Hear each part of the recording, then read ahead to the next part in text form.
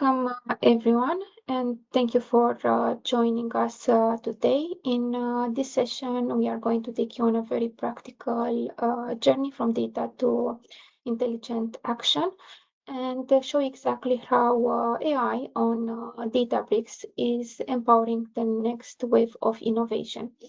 As always, we will keep our structure very simple and clear. First, we will start with the business context, why AI matters right now, what is changing into the market, and what C-level leaders need to understand about adopting AI. Second, we are going to cover the theoretical foundations, just enough to understand the building blocks. And third, we are going to bring to life with what everyone loves the most nowadays, Databricks in action. So we are going to have a real demo because we want you to leave the session not just inspired, but also equipped with both the strategic lens and the technical confidence to start building. Please post your questions during the session, and we will take the time at the end to answer them. So today, I am joined by two fantastic co-hosts. First, we have Raman Gupta, which is our head of architecture at Unifeye. He's a Databricks champion, deep hands-on experience across data engineering, governance, and AI platforms. Raman will take you through the technical foundations. And we are also joined today by Som, which is solutions architect at Databricks, someone who is right at the center of what is being built across Databricks governance and production, great AI workloads. Som will take you through the practical side with real demos examples straight from the field. So I think you are in a very good hands today, a good mixture of business architecture and technical deep dives. Just a quick word about Unifeye. Probably you have seen this slide if you joined into the previous sessions. We are a pure play Databricks partner. Everything we do is focused on helping organizations get value faster from the lakehouse. We build accelerators, training, and managed service that make data engineering, governance, and AI much easier to deliver in real world. Our goal is quite simple, is help teams move quicker, stay compliant, and turn data into real outcomes. And today's session is about bringing the community together and get inspired on what should be next onto your Databricks journey. So, why I on Databricks? Before we dive into the technology, I want to set the scene with a simple story, one that many organizations are living through right now. Most companies today are experimenting with AI, but very few are actually using it in a way that meaningful changes how they operate. Why? Because the biggest variant isn't the model, it's the data, it's the governance, and it's the ability to connect AI back to the business. Every week, we actually meet organizations that have great ideas, customer assistants, operational agents, you can call it, but they are held back by fragmented platforms, data set that they can't trust, or they can't deploy AI at scale. This is where Databricks becomes important. So by the end of the session, you should have a clear understanding of why AI on Databricks is different, why the Lakehouse is becoming the home for enterprise AI, and how you can turn AI from experiments into real business outcomes. So today is all about connecting the dots between the business value, the data foundations, and the new AI capabilities onto the Databricks platforms. And I think once you understand that, everything else, the technical part, how to implement, will start to make more sense. So what's fascinating about GenAI is not that it's limited onto one sector, it's applied across every single industry. Let's start with financial services. Here, AI is being used for fraud monitoring and prediction, detecting anomalies in transaction systems that might miss. It's also automating compliance data gathering, saving countless hours of manual reporting. Also, it accelerates the writing and the claiming processing in insurance. These are high volume, high risk processes, and GenAI is bringing the speed, the precision, and traceability to them. And we are going to see how that. In healthcare and life science, the impact is just as profound. GenAI is helping with biomedical literature summarization and discovery. It's parsing millions of research papers just to surface new insights for drug development. It's also optimizing clinical trials by identifying the right patient cohorts faster and automating insurance claims as well. And this actually is reducing the administrative burden. So this actually means faster innovation and better patient outcomes.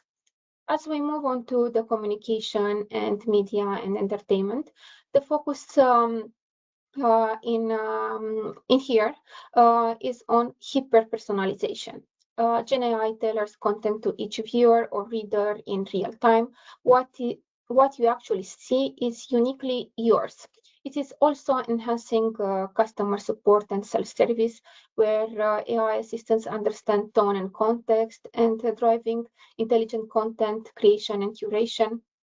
It's enabling the storyteller, and actually it can do campaign execution as well.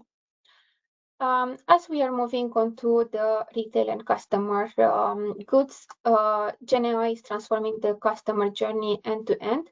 So just a few examples from virtual fitting rooms that let customers try products digitally before purchase, to demand prediction and inventory optimization. It's actually reducing the waste and it's increasing the sales accuracy. It's even helping generate innovative product designs, blending creativity with analytics. Into the public sector, the story is quite similar. AI is revolutionizing how data is used for governance and public good. It supports analysis of open source intelligence. It's helping to modernize legacy code base, and it's automating regulatory compliance assistance. So essentially, it's freeing up human capacity for policy innovation and service improvements. And we are going to move on to the last sector, which is the manufacturing. In manufacturing, we are seeing a clear shift towards smart adaptive operations. GenAI empowers personalized customer experience through product customization. So essentially, you have efficiency in operations and you have predictive insights and supports prescriptive, proactive field services. So saying that, let's take a step back and look at the scale and what is happening right now.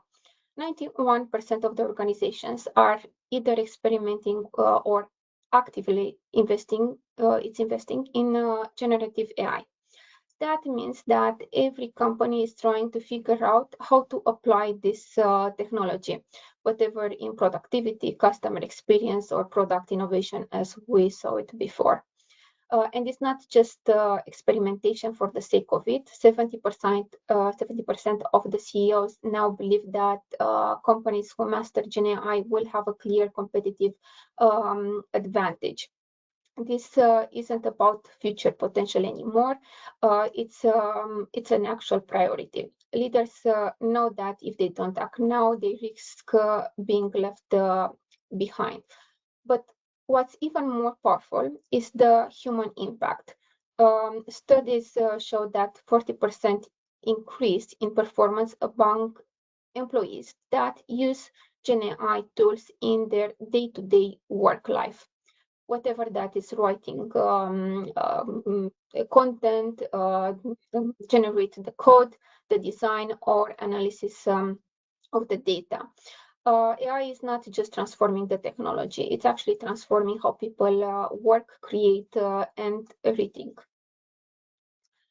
So let's now talk about the hard truth that every chief information officer and CTO, chief technology officer, is facing today.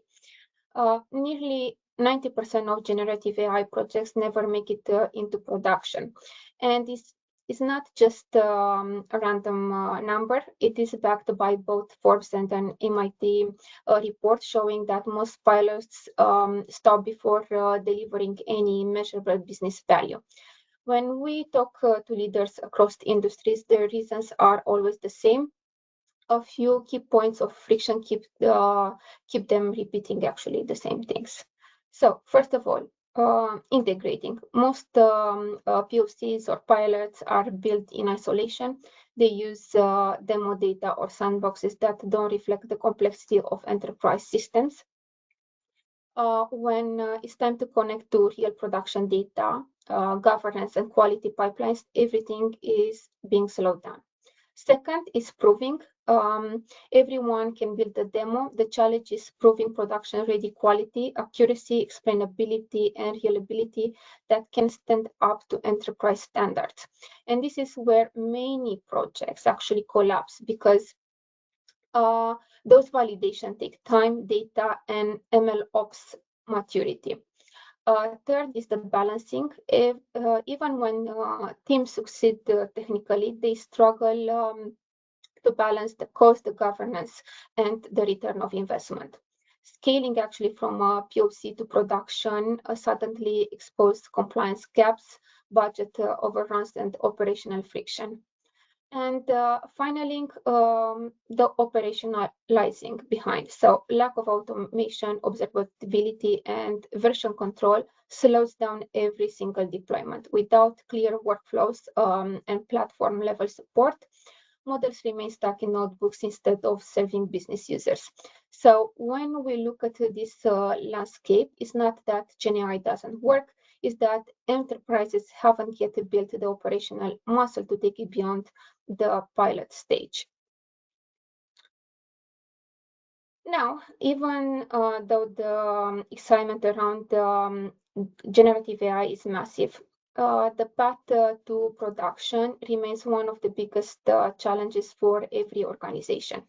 When we look at scale, the large-scale AI and LLM deployments, there are three main areas of friction: control, quality, and cost. This is what we call, from technical perspective, LLM ops. Let's first start with the first one, controlling data and models. Enterprises often struggle to define who owns what, the data, the prompts, or the model outcomes. There are also growing concerns about data leakage. How do we ensure sensitive or regulated data doesn't end up in public models or fine-tuning pipelines? This is compliance and governance challenges as much it is a technical one. The second challenge is production level quality. Models that perform well in a demo often behave unpredictably into production. Without proper evaluation, monitoring, and retraining, accuracy can fluctuate quite significantly. To achieve stable results, organization need automation and scale, and this is where LLMs, pipelines that continually evaluate and refine performance, they need to be automated, not just manual oversight. And finally, cost of scale. Foundation models are powerful, but they are also expensive to run. The infrastructure requirements for serving, fine-tuning, and managing large models quickly escalate. And to that, the time-consuming process of building and testing agents, it becomes clear that scaling responsibly requires both financial and operational discipline. So while building a proof of concept is relatively easy today, taking the GenAI into production and be secured, reliable, and actually to be affordable is still a major barrier. So this is where LLM ops frameworks come in to bring the structure, the governance, and efficiency into what is otherwise a very unpredictable space. When actually look at the AI struggles inside real organization, it comes down also to these three things. If we were to summarize, first, models don't know your business. Pre-trained models miss domain knowledge, and most organizations don't have the data or compute to train their own from scratch. Second, they lack the enterprise context. A model trained on the entire internet still can't answer questions about your customers, your process, or your products unless you give it the right data. And third, hallucinations. Even good models can sound confident, but be completely wrong. And we have seen examples where the chatbot, for example, invented a full refund policy. These issues aren't edge cases. They are the reality when AI isn't connected to governed high-quality enterprise data. And this is the gap that Databricks is looking to solve. And I'm going to hand over now to Raman. Thanks, Bianca.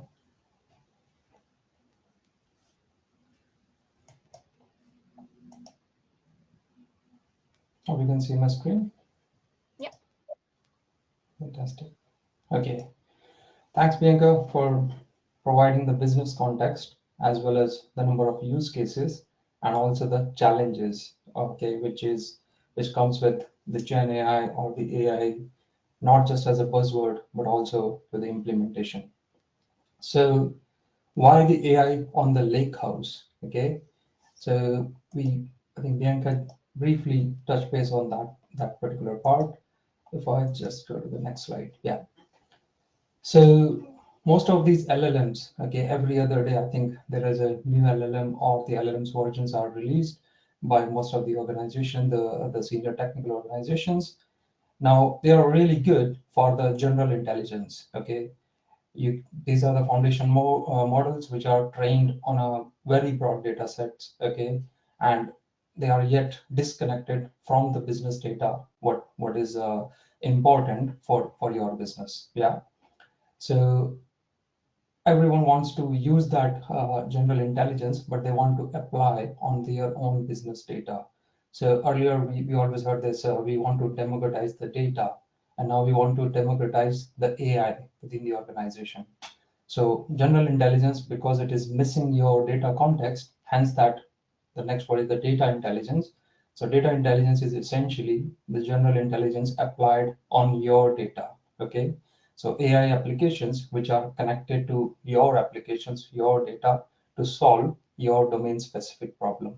And hence we want to, or organization want to move from general intelligence to data intelligence.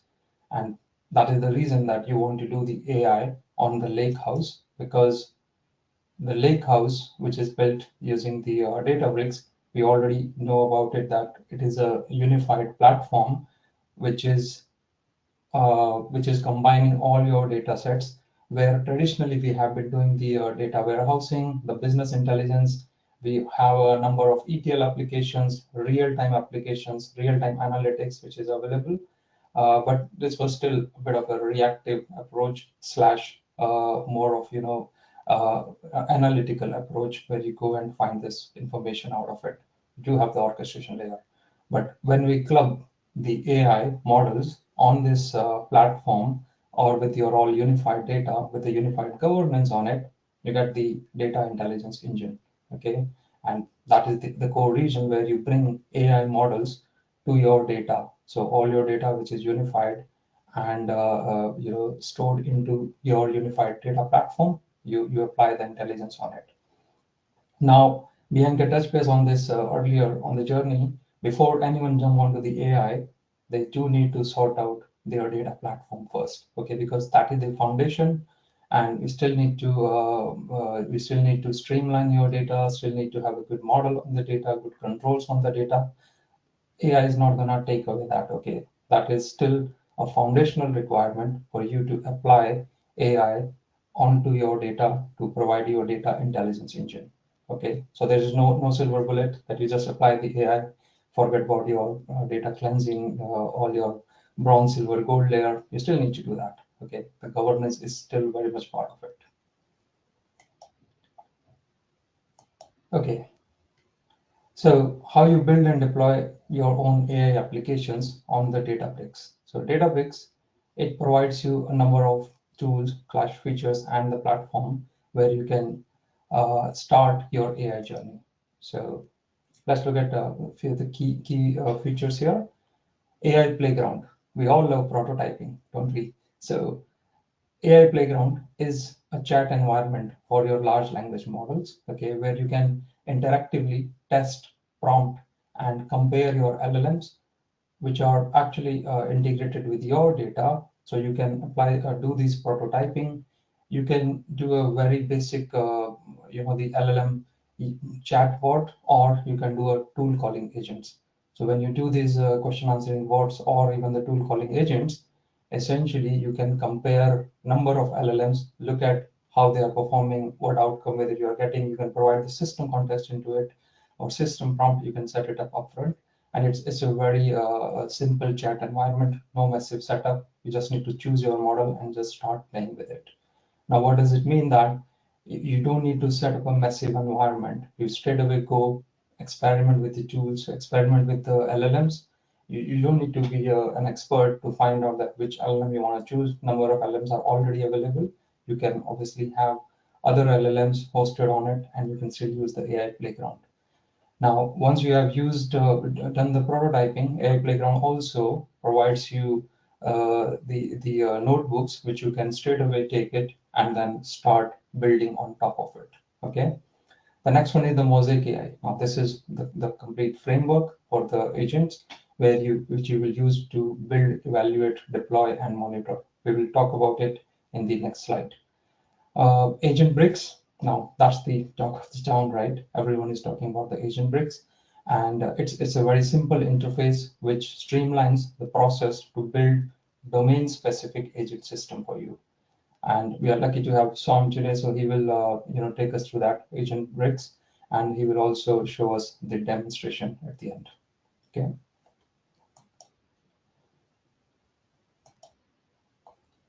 Now, GenAI frameworks on Databricks. Okay, so the good thing about the Databricks, or the unique thing about Databricks, is that it is framework agnostic. So there are a number of frameworks, agentic frameworks available, which some people who are already on that journey, they would like to use the LangChain, LangGraph, Llama Index, DSPy, Semantic, Kernel, and obviously not everything listed here. There's an AutoGen, yeah.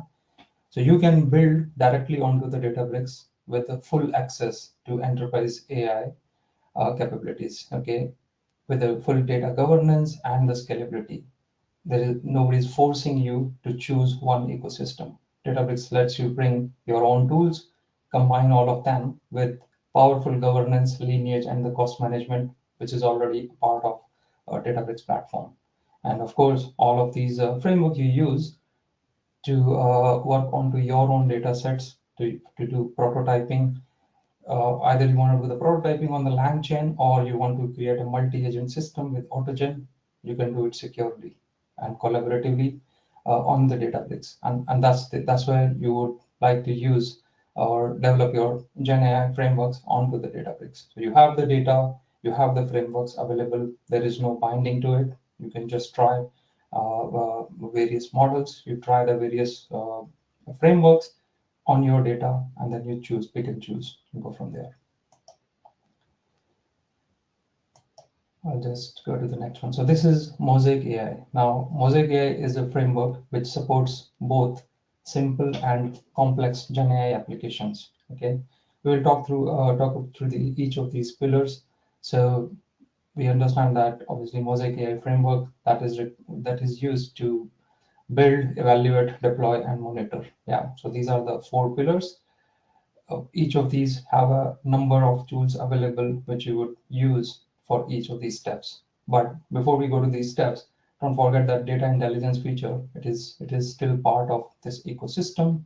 So you still have the lake flow where you do your data engineering, you bring your data, do the basic plumbing basically, and get all your data into it. You can access the real-time features with your GenAI app. So GenAI apps, they can link to your data sets and as well as the features. The vector search is not forgotten, but it is a part of the previous journey where you still do the automatic indexing of your knowledge base so that you can perform the similarity or hybrid search. So it is still a very much part of your ecosystem, and it is available. I'm not going to talk too much about the functions and tools and including MCP, but they are all part of your platform. And these are again function and tools. They are all governed by the Unity catalog. So you could essentially have Unity catalog functions and the tools which are subsequently used by Agentbricks or the agents that you're going to build. Now, when you're building the AI system, we already touched base onto the AI playground, where you can do your prototyping, the agent bricks. So we'll cover that in detail, but that's a single interface where you will go and start building your agents with a quite ease. Okay. The classic auto ML, that is still part of it. You would still use for your classic ML and deployment and tracking. Yeah. I think the most important part when we talk about these agent systems, that how we evaluate. Okay, so there are a number of evaluate models or frameworks available, and it is very important because any model what you are building, you really want to do a massive testing and evaluation of your model, how they are performing on your data sets, how you can quickly iterate to high quality on your development loop. You want to monitor and fix all those issues during the as in when you evaluate it, and also when you are going into production, you still want to have the agent evaluation available constantly. So that's the evaluation. Now, when it comes to the deployment and integration, so the model serving the Databricks apps as well as the batch inference AI query. Now, this is one of the great feature, the AI query. So literally you could use many of these models, the functions, not only the summarization or sentimental analysis. There are a number of features which are straight away available into AI function. The most recent one we have been talking and we did a blog on it was a document parsing. So there's a very simple function, AI parsing, parse document, which you could use to do the parsing of your massive unstructured data sets, including the PDFs and images. Now, all those are available when you are building the agents. You would be able to use these functions, batch inference, or the model serving endpoints. Yeah. From the deployment, the framework enables you to deploy your GenAI app code config, the logged MLflow models to the production ready serving just with a few line of code. Okay, and that's the power you would see from the deployment, how easy the deployment is with this Mosaic AI framework now. The last but not least, the monitoring. So all the observability and the monitoring which you want, you still use the MLflow. So MLflow, which is instrumenting your GenAI apps to provide the telemetry information. You can log your GenAI apps code and configuration to manage the lifecycle. So it is very much available through the MLflow. Lakehouse monitoring, again, we know that from the basic engineering side, the lakehouse monitoring, it provides the end-to-end monitoring, starting right from your data sets, from the access and the performance of the way your models are monitoring and the information capturing it, okay, which is all available to you through this lakehouse monitoring. Last but not least, I think the AI gateway, which allows you to do the usage tracking. So you can track your usage and log requests, and you can also get the user feedback with the AI gateway. So again, if you're not familiar with these each line items or each boxes mentioned here, no need to worry. That's a complete framework. When you start building on it, you will see that how each of these components is is continuously improving and scaling your model journey. Okay, so your agent application journey. Now the last slide. Many of these already covered in the previous material we spoke about, but the key thing here is that with the Mosaic AI and onto the Databricks, it is enabling you to build your production ready, production quality, enterprise ready application. Now, what does that mean? That production quality deliverables, so it has an agent evaluation. You can have your own evaluation sets, okay, which are used to define and measure the standard of quality what you want. You have AI judges, okay, which can measure the quality and also identify the root cause. Okay, if there are drifts, why it is not performing, you could do that with the, or AI judges will help you in that. There is a monitoring UI available through which you can have a debug the quality issue what you are getting during the production. Now that is helping you for the end-to-end governance. You get the rapid development. You gain that with again with the synthetic evaluation set generation. You have the evaluation functionality, and with the agent framework, we already touched base about the rapid development and deployment into production. So I know we I spoke a lot. This was the theoretical information, and you will see a lot of that in action when Som starts doing the demo from the next section. So over to you, Som. Thanks, Raman. So I'm gonna share my screen, or I'll do it a little later. Yeah. I mean, the slides. Would you still do the slides? Or yeah, we'll do that. Thank you.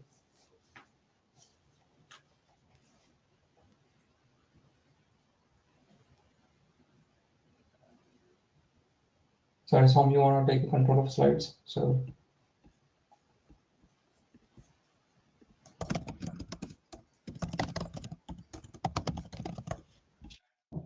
Yeah, Raman, you should be presenting. Yeah, sure. You can see my screen? No. Okay, let me just retry. Sorry about that. Can you see it now? got it. Yes. So Yes. in terms of why organizations are moving towards agentic AI, if we look at the entire generative AI evolution over the last, I don't know, 2-3 years, the first wave was about simply calling an API, which is like a chat interface like ChatGPT, and folks were really, thrilled at asking questions in real time and getting detailed responses about it. And there were also some enterprise flavors of it, as in we wanted to look at how do we then deploy this from an enterprise perspective, and how do we make use of this revolutionary tool. That was the first wave. And then if you look at the second wave, people quickly realized that these GenAI applications required a lot more context. And one way of providing context was RAG, because you really want to understand over and top of what your question was. You also want to give relevant context for the LLM to make an informed decision of how to respond to your query. So that was a second wave where we saw a lot of customers trying to build RAG-based agents or knowledge agents or chatbots, which was all quite useful for some parts of the enterprise where it's mostly internal facing applications, where they were looking at exposing their knowledge base or exposing their internal documentation so that people can start relating to some of those bits. And then we are at the third wave now, where we are suddenly calling agentic AI, which is nothing but agents calling different tools. Why?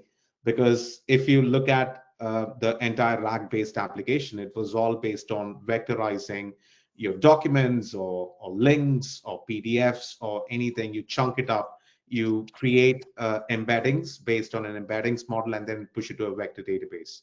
So as and when your queries come in, we vectorize that query, and then we look for similarities in your vector database, and then we build that context to your LLM, which eventually goes to, like, let's say, OpenAI models or Anthropic, and then they respond with all the context available about your query. But then the deficit in that approach was that not all of the questions require unstructured input, right? You could have questions like, hey, give me a trend of my sales last quarter, or give me a trend of who are the customers churning last quarter. These are actual questions which are very, very dependent on structured input. So organizations quickly then realize that, okay, Anyone else it's, over to do any problem? sorry? Okay, organizations quickly realized that it was not just the unstructured data, but you also require agents to start looking at structured data as well. And that's where we are now in the third wave, where we are looking at tool calling of agents, right? A tool could be just a simple SQL code or a SQL function. It could be a vector database. It could be an API call to an external website. It could be anything that the agents can catch hold of to improvise on the responses that they can provide as a result of. So that's where you have these aspects of MCP servers. You have different types of tools that are being made available. And that's the reason why you're seeing this tool calling phase as a third wave. The last wave, or I'm sure there'll be more waves, but the next evolution of the step would be agents calling other agents, right? You already are seeing some patterns of frameworks evolving in that space, which is multi-supervisory agents, which are nothing but agents which are actually deciding what of their many agents that they have at their disposal they need to be calling to answer a specific query from a user. So that is now in the process of becoming the next wave in this agentic workflow. So that's pretty much how organizations and enterprises that we work with are looking at the evolution of generative AI. And we've been part of every user journey in the space, as in customers right still thinking about how do we make this enterprise ready. We talked about Unity Catalog, we talked about guardrails. Why is it important to organizations is that there are a lot of regulations which are yet to be made. Lots of things are in motion, and you would start seeing more and more governance aspects becoming prevalent. And for you to be ready for it, you should start thinking about those bits now, so that you have the foundations in place to start moving towards some of your advanced agentic AI capabilities. So we'll talk about how Agentbricks is playing a part in all of this. So when we discuss Agentbricks, it's more about how it is going to help you to get to where you want to go faster. So Agentbricks is nothing but think of it as an abstraction of all of the aspects that we just talked about. It's not going to do anything new or radical. All it's doing is providing you with a simple user interface where with a few clicks, you're able to deploy an agent. And then not only can you deploy an agent, you can evaluate the agent using the AI playground that we've got. You could probably create evals as scorers or LLMS judges to ensure that your agents are playing by the rules that you set for each of those interactions. And at the same time, you have complete traceability of all your agent interactions. And those are the bits that we will probably cover in the next 15 minutes or so. So I'm going to share my screen and take you through how we can look at Agentbricks as an offering within Databricks, and at the same time, how do we ensure that we know the basics of how we go about creating agents using Agentbricks. So I'm sure you can see my screen now, I hope. Okay, so if you're aware of Databricks already, then it's amazing that when you go into the workspace, you have the left-hand pane, and you will be already aware of how we structure the left-hand pane, depending on data engineering, data science, AI, and so on. So I'm not going to go into a lot of detail about it. But this Agentbricks, or an evolution of our agentic framework, is in beta in select regions in America, and we are looking to push for EMEA availability by, say, end of Jan, beginning February next year. So you should be able to get your hands on Agentbricks very, very quickly. So I'll probably give an introduction of what are the types of agents that we support within Agentbricks.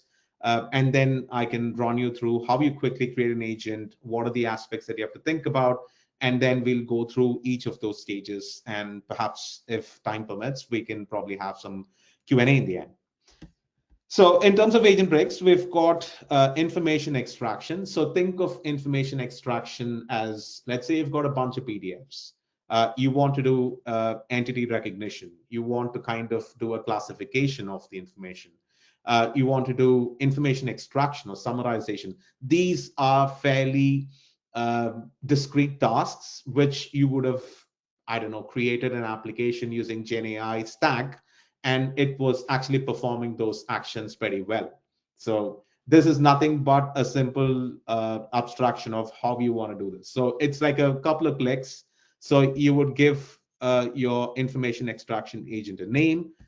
Whether you have a labeled data set or even an unlabeled data set, we would probably evolve the agent responses in other means that we've got at our disposal.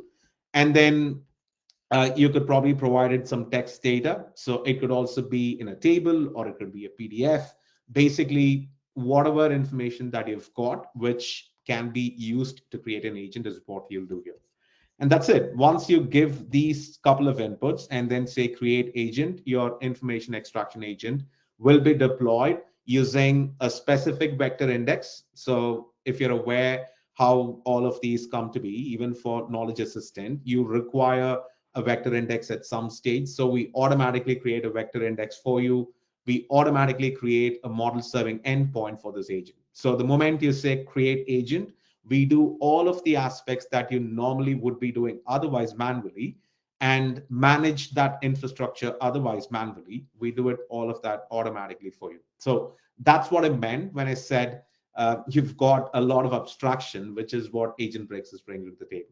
So when you say create agent, it's going to create an agent, and that's pretty much it. You can instantly start using an agent by directly calling it using a curl command or Python API or whatever that floats your boat. You can pretty much use that construct and embed these agents directly in external applications if you seek. You could also look at using or exposing these agents to your internal applications, or things which you would normally do. Let's say you've got a client-facing application which has, I don't know, a chatbot, or which has a text summarization aspect to it. You have a lot of use cases which could be in your website or your mobile. You could integrate those into those applications as well, because it's all an API-based construct. So that's the information extraction part. Then you've got Knowledge Assistant. So we talked about the second wave of generative AI, where customers were deploying a very complicated RAG-based architecture, because it's got a lot of moving parts. It's got input, it's got vectorization of your input, it's got the embeddings generation, it's got an embeddings model. Then you've got the actual LLM, which generates the output for the question. And then you have to somehow orchestrate all of this using LangChain. It was a very, very complicated architecture, even for us as Bricksters. We struggled with consulting with customers to help them productionize these architectures.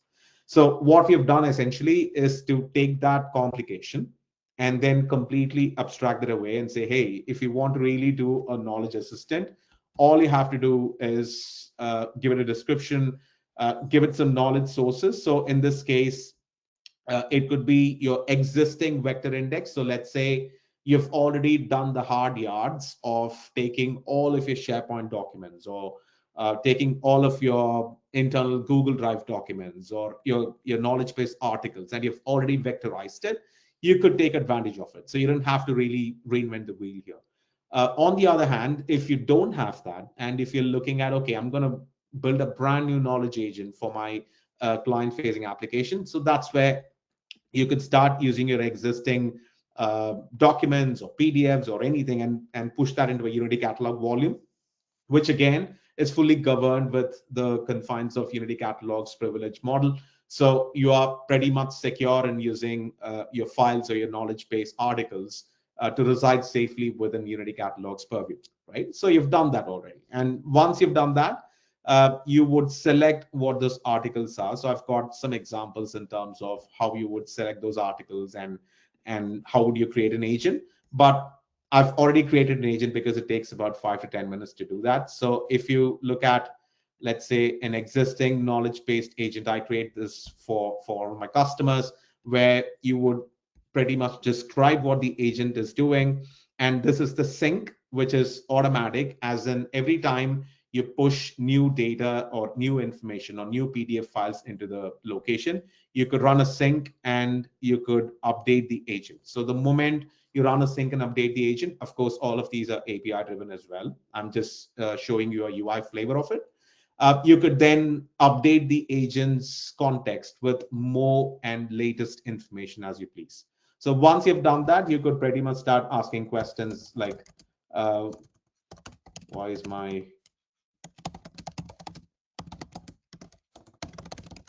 So this is a specific agent which has looked at specific KB articles of ClearScore. And ClearScore, if you don't know who they are one of the leading providers of credit score and credit-based products in the UK. So this agent is pretty much looking at what are the typical questions that their customers are reaching out for their customer service representatives, and how can we augment their service by giving them an exposure to generative AI via an agentic framework. So that's what this means, right? So it kind of gives you a view of how you can improve it, and what can you do about your credit score going down this month, and what are the other aspects that could impact your credit score adversely. So that's what this agent is doing. Of course, you can open this in Playground, and I don't think I have that open, but you could open this in Playground and you could start asking more and more questions, and you could train the agent based on what the documentation it has seen. And of course, the LLM as a judge or an AI judge, all of those are already available in Playground. So you could take advantage of some of those constructs as well. So basically what you could do here is to improve the groundedness or the correctness of your agent iteratively. You could try and do all of those bits and ensure that your agent is ready for the real world, right? So that's what the AI Playground does. And of course, you can pretty much pick up the curl API or a Python API from it. And then I've done this a lot of times in the past, where I picked up a particular API call of this agent, and then I'll put that as part of my React application, which is exposed via Databricks apps as well. So you could build those lightweight applications using Databricks apps. So my idea at the moment is to not expose these agents directly in the workspace. Instead, give users an app first interaction, right? If you have these app first mentality, then it very well goes with how agents will operate and behave within that application. So your end users are not just looking at a workspace; they're looking at an application which is quite contextual. It is related to what they do in their day to day, and it also has a nicer interface, and it only exposes them to specific aspects of your agentic workflow. So that's where we are now prescribing to build those lightweight applications. It could be a simple Dash application or a React Node enterprise grade ready application. You could deploy that in Databricks apps and then expose these agents directly onto that. Right. So that's one of the other options that you can play with. And then if you look at other options you've got within Agentbricks, you've got AI/BI Genie. You know what Genie is. It's especially the second incarnation of Genie, which uses we call it like a Genie research agent. It uses some advanced LLMs, and its accuracy is improved dramatically. So if you want to expose your structured data as a natural language interface using Genie, then think of this. You could build specific Genie spaces for specific business process areas like sales, like HR, finance, marketing. And then you would use a multi-agent supervisor. So in this case, I'm going to take a simple example where you would add a Genie space, an existing Genie space, and you can keep adding Genie spaces as well. So one common problem that Genie space customers have is like, okay, I've got like 5 Genie spaces or 10 Genie spaces. How will my end user know which Genie space to use for which question, right? Because Genie spaces are awfully constrained by the tables and the interaction and the information that they have within those tables. So they may not be as respondent, or it's going to give back a generic output saying, you know what, I don't know, or I won't be able to answer these questions because I'm not authorized to answer questions outside of sales, for instance, right? So customers often tend to wonder, how do I orchestrate this? So this is where the multi-agent supervisor kicks in. So you could have those 10 Genie spaces all lined up within the multi-agent supervisor. I've created one such as well. So that would be the option for you to wrap your Genie spaces around in the agentic framework we provide.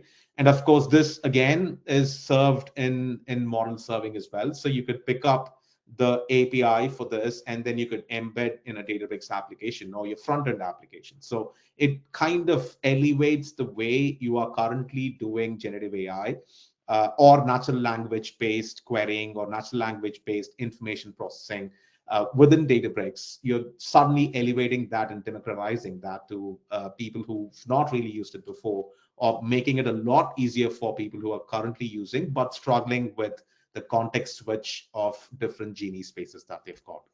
Right, so that's one of the typical use cases that you would see for multi-agent supervisor involving Genie. That being said, you don't have to really do a Genie space orchestration for multi-agent supervisor. You could pretty much have any number of agents. Of course, there's a theoretical limit that we set in terms of how many agents it could take on for supervision, but you could have different types of agents all coming together. And think of it that way, where you're having one agent which is looking at vectorized information. You could have another agent which is looking at, let's say, a database information in Lakebase. You have a third agent which is looking at an API call via an MCP server to, I don't know, weather.com or SAP dataset or FactSet information. It kind of increases the odds of you thinking about these bits in terms of how do we do all of this in a structured fashion, and also how do we orchestrate this, how do we trace this, how do we evaluate this, how do we ensure that you have correctness, you have groundness. All of those are built into this framework, right? So that's what makes it all that powerful. So I'll stop with the last thing that I want to show is this is that knowledge agent that I showcased. So all of those interactions are completely traceable. So you know exactly what questions were posed, what responses your agents provided, and therefore it kind of gives you that traceability aspect out of the box. You don't have to do anything special.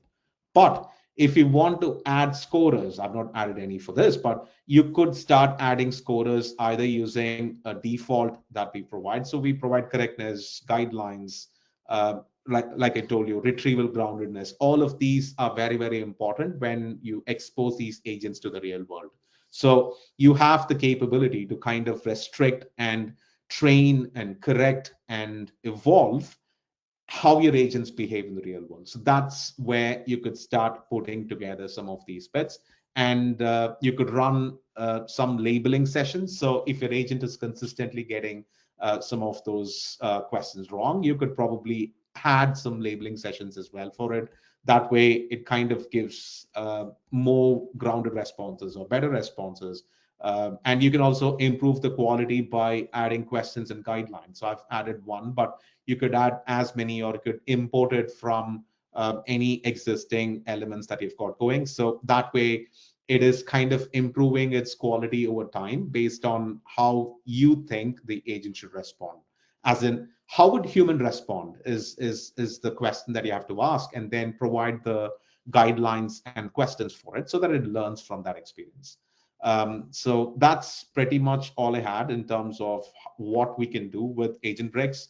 And I'm sure the possibilities are endless, but this at least gives you a decent introduction to what you can look out for.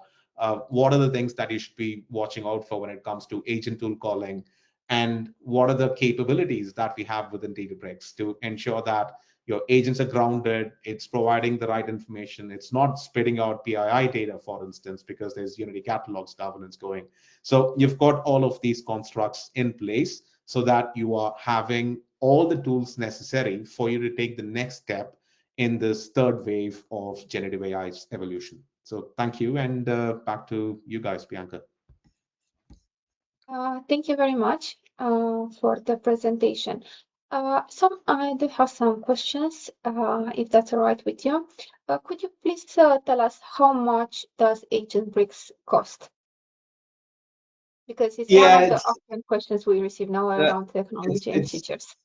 yeah, it's a difficult proposition, right? Because customers often ask us, you're putting all of these new features, and what is it going to cost? And I know that Agentbricks is a beta project, so it doesn't have a kind of a set billing in place. So you should start seeing some of those come your way, where we are working out how do we price it, because even for us it's very difficult to price this. But think of it this way: an Agentbricks initiative is an abstraction, which means there's model serving, right? So that costing you can easily do.